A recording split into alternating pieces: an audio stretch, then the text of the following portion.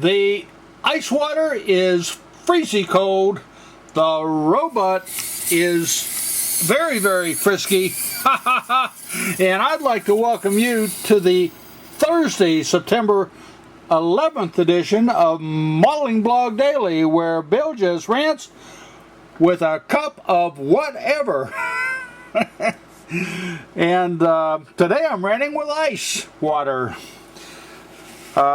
I built a magnificent model, probably one of the better models that I've ever designed and built in my life today.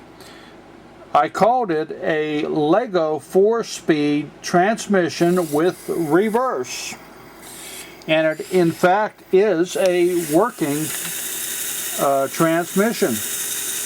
And I, on my Build Creations, went through all the details of how it works and why it works. What I want to do during this blog is I want to give you sufficient information about this model so that if you want to build it, you can.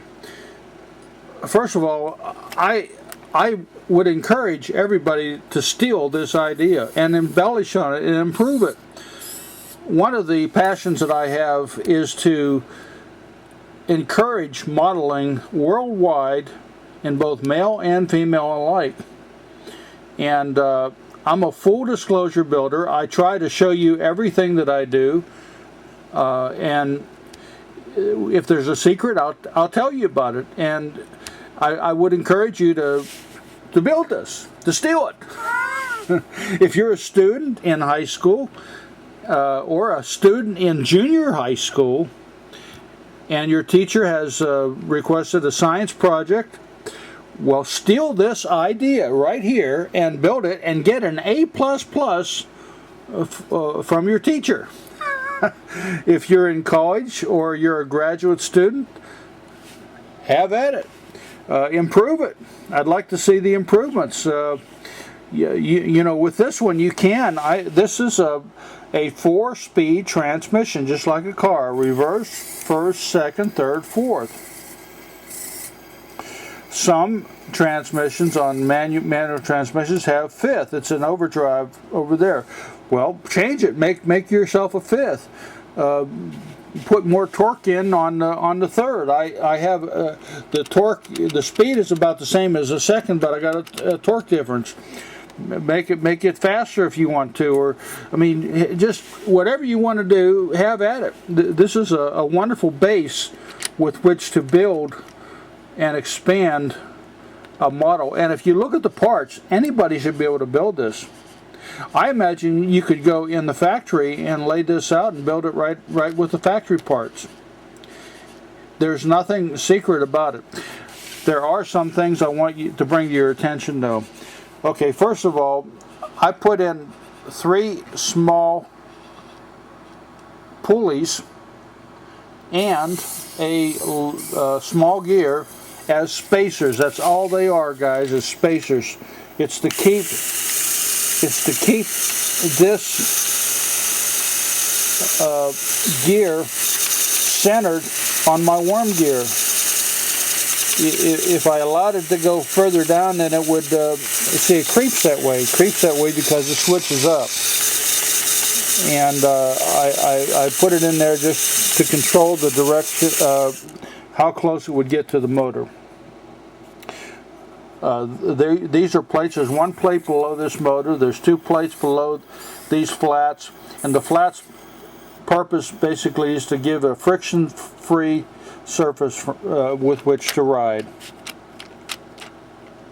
You could experiment easily enough with the gearing. You could change the gearing here. As a matter of fact, I actually put in a large gear. I put the hole right there. I put a large gear, one of these gears, and it worked too. But it went so fast. I wanted you to at least somehow see the difference in the speed. But you can directly control the speed of this shaft with the gearing here. I put in a block of plastic, basically, because and I put another one over here to keep this thing from moving left and right. this has a tendency to move out, so I put that in there, and this I wanted masked because this is it's a crazy kind of a thing, so I wanted masked. If you look close enough right there, you'll see a little piece of tape. I had a problem with these coming undone right here and right here, so I just put a little piece of tape in there just to give it a little friction so it wouldn't creep out. All of the rods that I used here are critically at length for this specific model, so if you want to change the design, you're going to have to fiddle with this. Works well though, and it doesn't come apart. Works very well. The other thing I did that's different from the gearbox, which I based this on, it's a Lego gearbox. You might want to check that video. There's two videos: Lego gearbox, Fisher Technique gearbox, which actually is the origin of the idea, which you can't see. Let me bring this over in the light. This is the origin of the idea. It's a Fisher Technique gearbox from the Mechanics Plus Static Kit 30 model kit. I did this and then decided to make a Lego gearbox, and I have a Bill's Creations and a blog on the gearbox, and I have a Bill's Creation on the motor transmission 4-speed. It's called Lego 4-speed transmission with reverse. These, you'll see, I added plates basically, and I added this beam, and I added a plate here. I did it because these have a tendency to pop up. You want to keep it as firm to the base as you can. The way I have it right now, it doesn't come undone, and it would run forever. I think all in all, this is probably the best personal design that I have ever come up with. I really would like to see you guys try to build it. It doesn't use that many parts, and all you need is a Godzilla motor. You say, well, what's that? That's my King Kong motor, my Godzilla motor. I've called it that ever since that I've had the King Kong kit, which is the Monster Dino kit.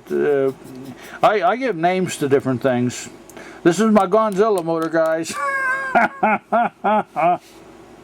The only extraordinary piece that you're going to have maybe a difficulty finding is this rod. Is a really, really long rod, but you can get ingenious and work around that.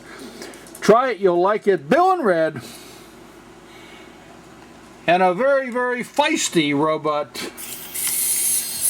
signing off, wishing you and yours a wonderful day ahead. And my robot says, sayonara, friends. Sayonara.